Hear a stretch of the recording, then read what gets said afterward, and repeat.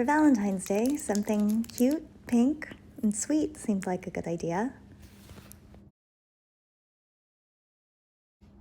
And then, like most candy making, it's pretty easy.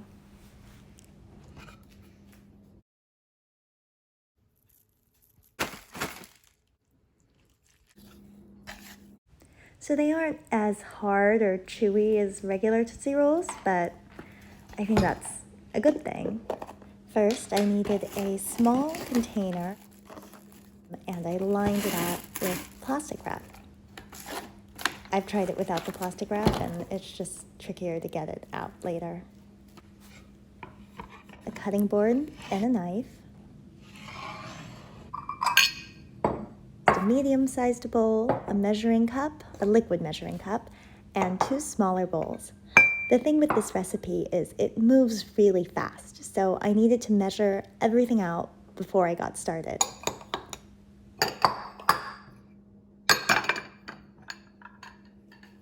A food processor and a paper towel just to make sure that it's super bone dry. A small but heavy-bottomed pot and a small and sturdy whisk. Doesn't have to be a ball-bottomed whisk. A large spoon, measuring spoons, and a reamer, plus a sheet, and plus another sheet of parchment paper. And those are for the wrappers for the candy. And of course, my digital scale. Oh, and scissors to cut the parchment. So the base of this recipe is 1 part thickener to 2 parts milk, 2 parts butter, and 8 parts powdered sugar. And it's all done by weight. So for thickener, I'm using half and half cornstarch and flour for a total of 13 grams. Then I'll whisk that together. Oh, also add a pinch of salt. Now for the powdered sugar, that comes out to 104 grams. Next, I'm weighing out 13 grams of freeze-dried strawberries. Also, I need to make sure that the desiccant packet doesn't fall in there as well. And then I will be whirring that up into a fine strawberry powder, although it's okay if it's not perfectly powdery.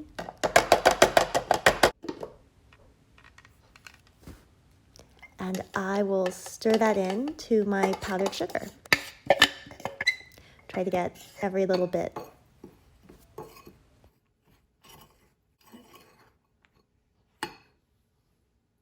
Next, I weigh out 26 grams of milk. Carefully. It was a little tricky, not gonna lie.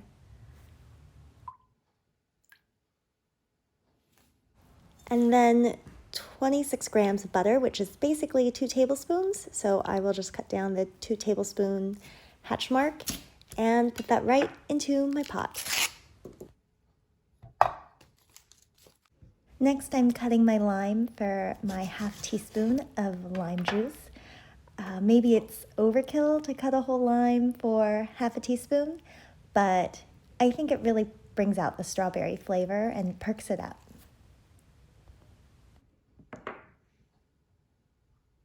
So over at the stove, I've brought my flour mixture, my vanilla, my lime, and my milk, and I'm melting my butter.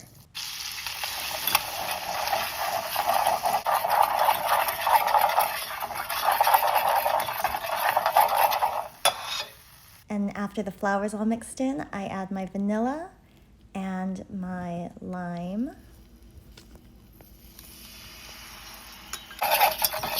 So now I'm going to add my milk, and this has all been on low heat, by the way.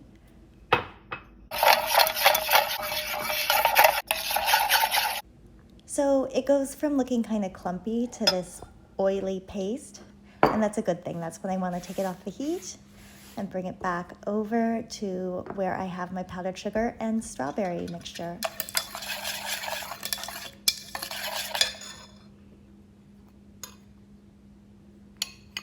So usually with powdered sugar, it needs to be sifted, especially if it's a box that's been open for a while, or if it's the kind that uses tapioca and not cornstarch, like this one.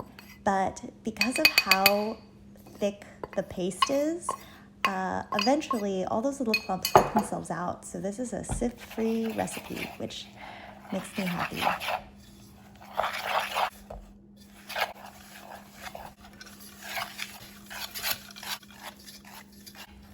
So now that it's sticky and all the powdered sugar has been dissolved, it's ready. Well, it needs to get refrigerated, but it's ready.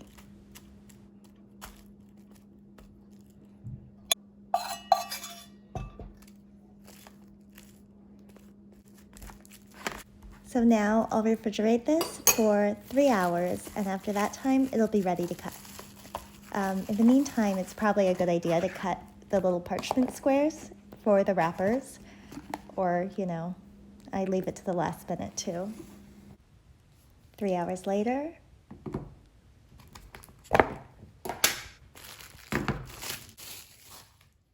I cut them into 6x3, and I had a couple samples.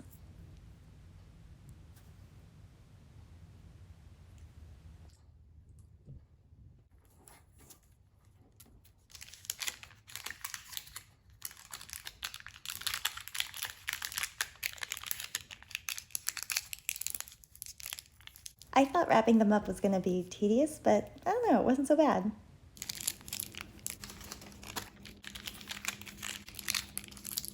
Strawberry Tootsie Rolls. I never thought I'd make them, but once I did, I couldn't stop eating them.